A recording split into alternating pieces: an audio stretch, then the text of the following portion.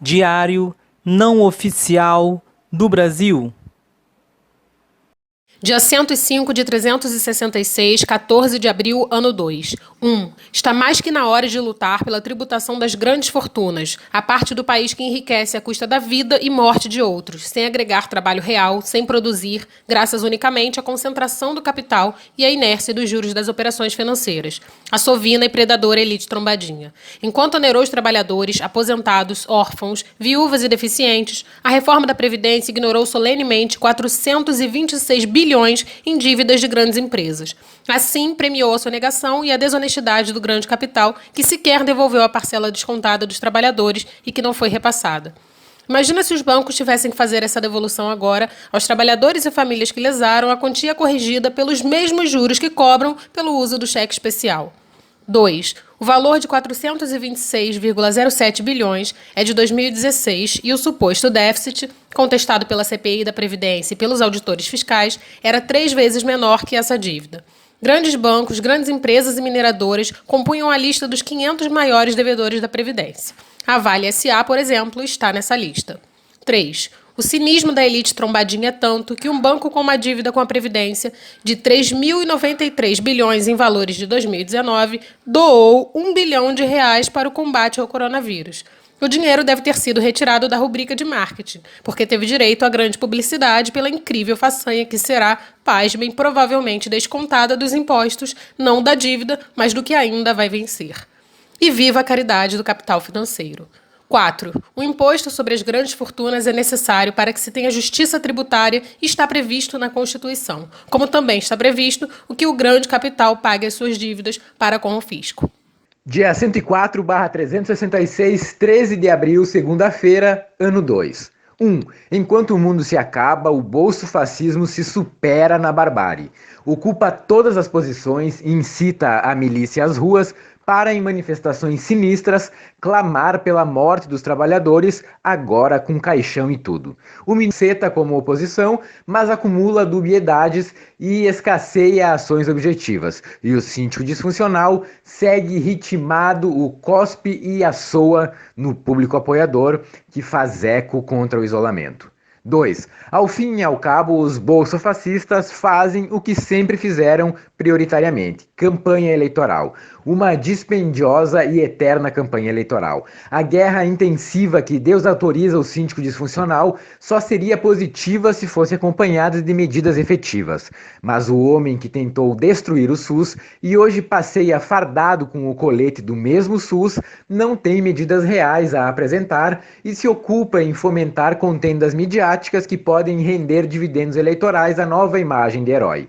Um herói contestador vazio, sem objetivo ou prioridade, daqueles que a extrema-direita adora. Enquanto isso, os mercadores da morte continuam na rua conclamando o povo a morrer na pandemia subnotificada. 3. Não existe outra possibilidade que não seja o investimento em pesquisa, a ampliação do SUS, o uso das estruturas e das reservas que foram deixadas pelo PT e que o Tchutchuca e sua equipe já roeram um pouco e apostar na efetividade do isolamento social. Porque, como diria o mestre Moraes Moreira, que nos deixou nessa madrugada, na confusão é hora de parar.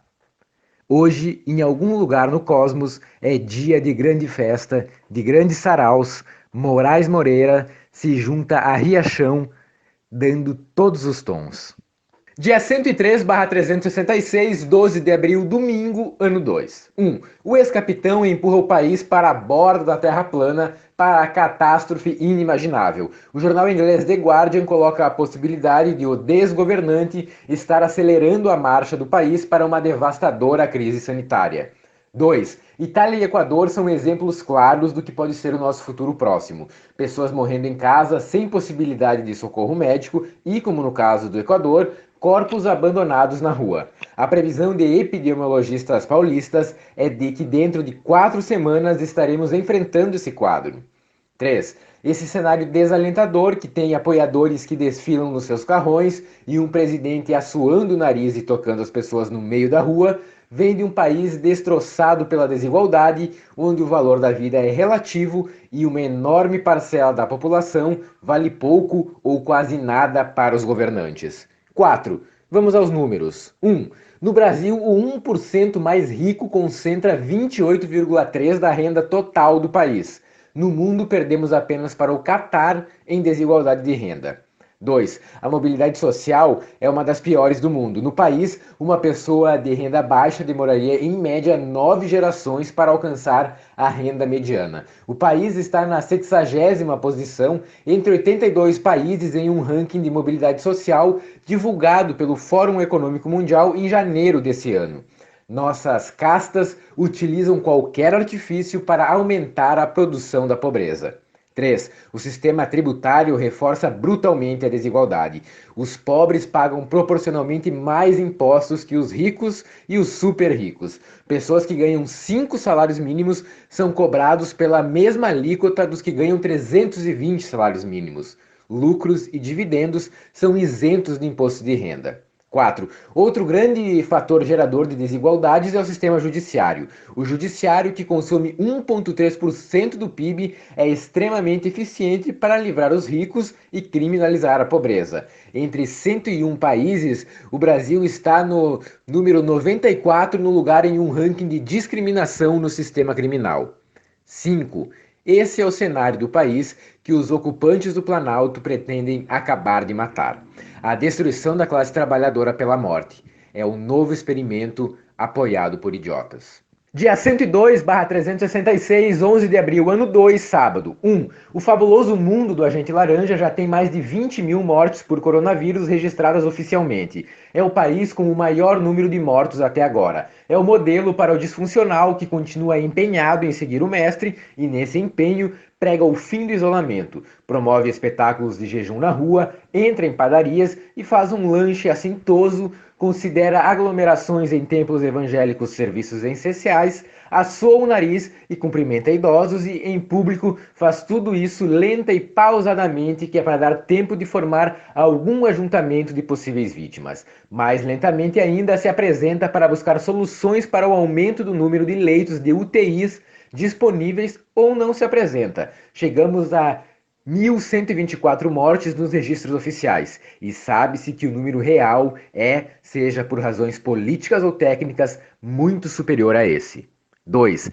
As convocações têm resposta dos apoiadores fanáticos, também genocidas, que criam situações inusitadas, que nem em filmes de terror classe B foram pensadas.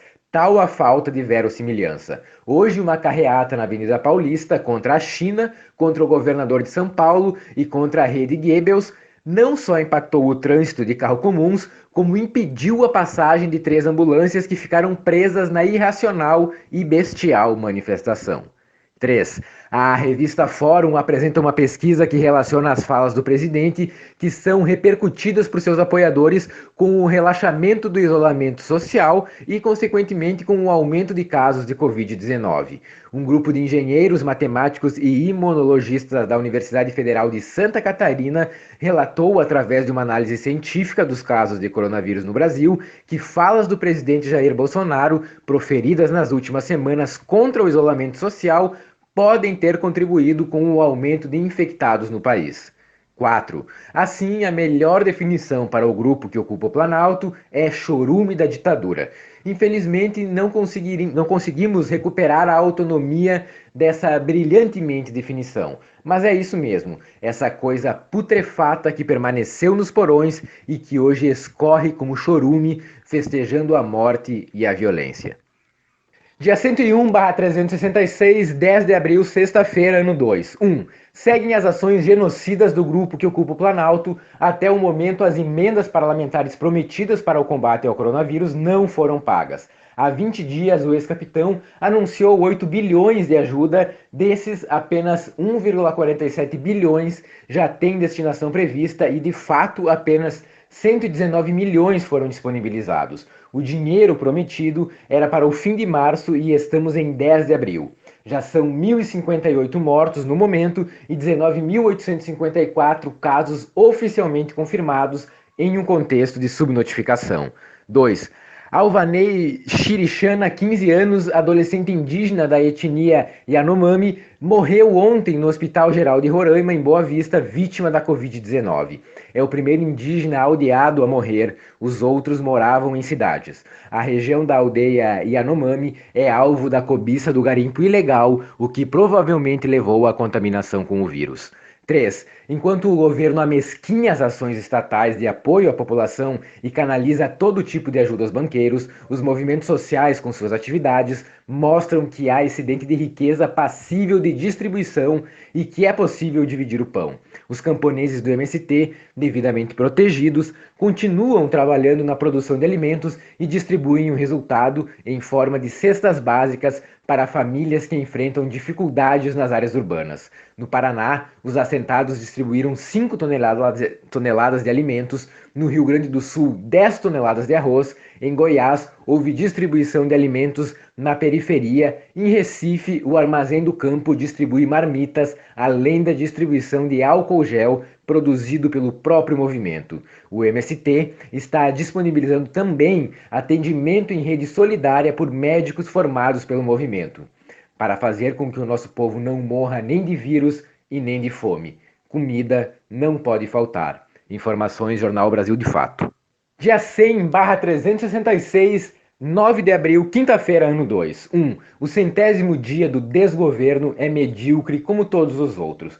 De uma mediocridade letal, porque mediocridade mata, senhoras e senhores. Impregna as entranhas do Estado, desmobiliza. O síndico disfuncional e suas crias se ocupam em colocar os seus fiéis seguidores como uma matilha a perseguir um inimigo qualquer, em geral com conotação racista, de gênero ou classista, e enquanto alimenta cuidadosamente o ódio, o capitão finge encontrar soluções mágicas para a crise e incentiva a morte da população do país que o elegeu. 2. O medíocre ex-capitão tenta dar um grito onde sua voz não alcança e lançar com sua esvaziada caneta Bic um decreto determinando o fim do isolamento nos estados. Mas ninguém presta atenção, pelo menos não os governadores comprometidos com os seus mandatos e o dito cujo dá com a mediocridade na água. O STF corrobora a autonomia dos estados, mas sabemos que mesmo sem o STF, os governadores comprometidos não têm perfil genocida e não seguiriam a voz desvairada do ex-capitão reformado.